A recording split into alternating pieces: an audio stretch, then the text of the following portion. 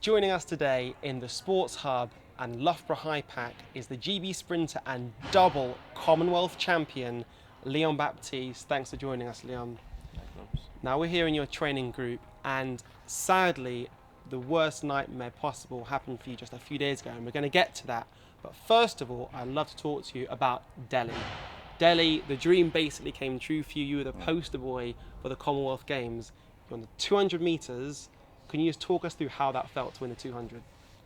For me, it was a great feeling, mainly because, after years and years and years of trying, I think it was about 7 years I didn't win anything for. Wow. And I don't know if you've seen the video footage, but when I crossed the line, it wasn't a celebration where you'd think, oh wow, I've just won the Commonwealth Games. It was more relief, if anything. So it was a sort of best feeling in my career, for sure.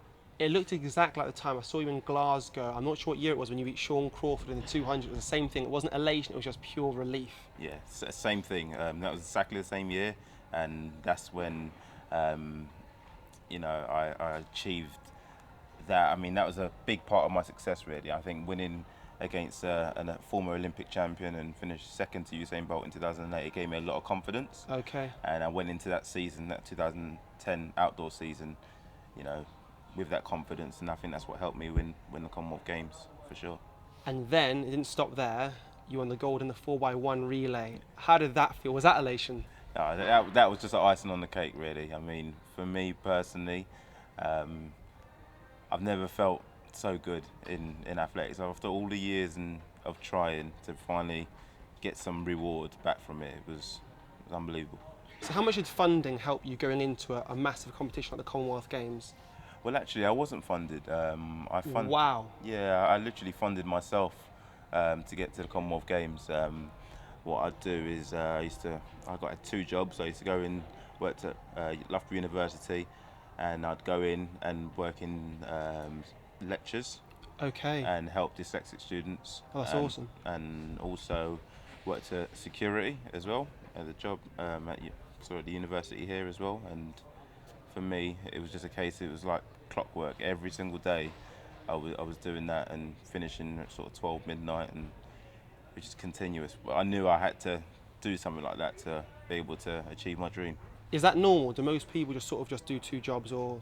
No, I wouldn't say so. Some people might get funding from UK Athletics, or they might have wealthy parents and might support them in some way, shape, or form.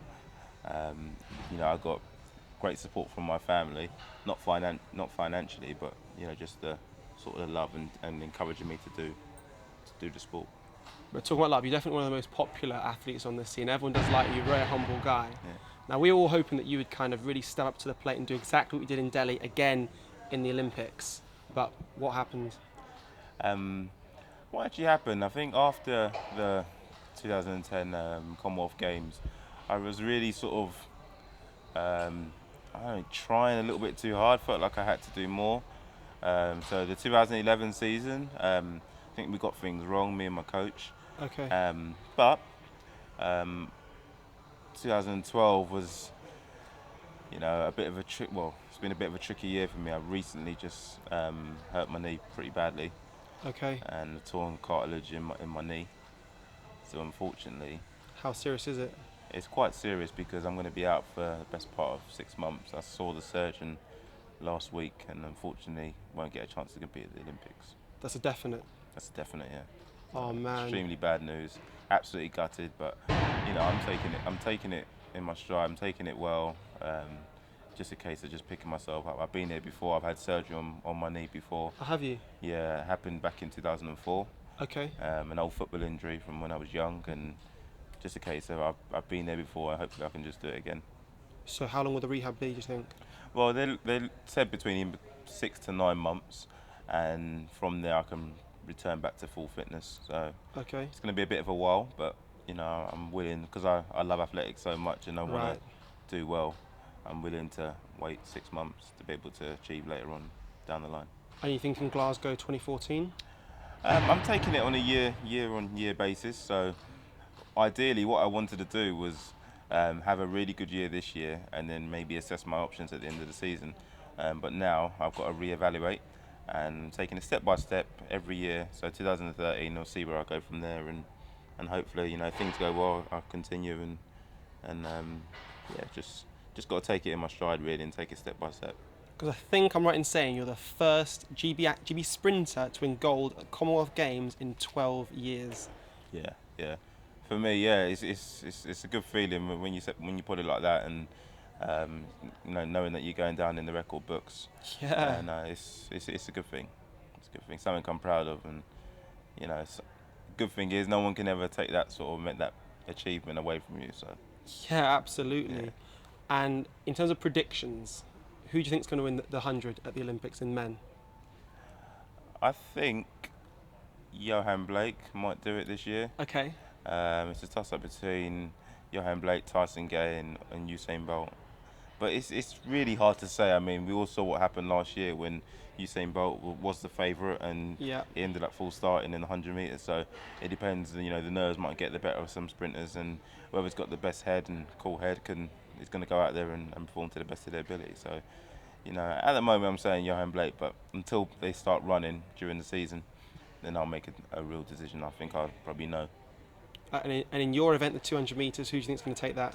I think Usain Bolt's going to win the 200 metres, mainly because I think that's probably his best event, something he feels more confident on. Although Johan Blake again is looking very good, so but again it just really does depend on what sort of form they're in. It's too early to say, I think. And you're out. Any British athletes to look out for sprint-wise? Good question. I think there's a good group of athletes coming through now. I think a lot of people are stepping up. I think we had about 8 or 9 people getting the A standard, which is good. There's a couple of young guys in there, and you know, I'd like to see the British guys go out there and do well, and I genuinely do mean that. Hopefully they can go out there and perform to the best of their ability and mix it up with the best guys in the world. Wish them luck. That's awesome. I know Big James DeSalu, he's quite an underrated guy, a bit like yourself. He's in your training group as well. Yeah. How do you think he might do at the Olympics?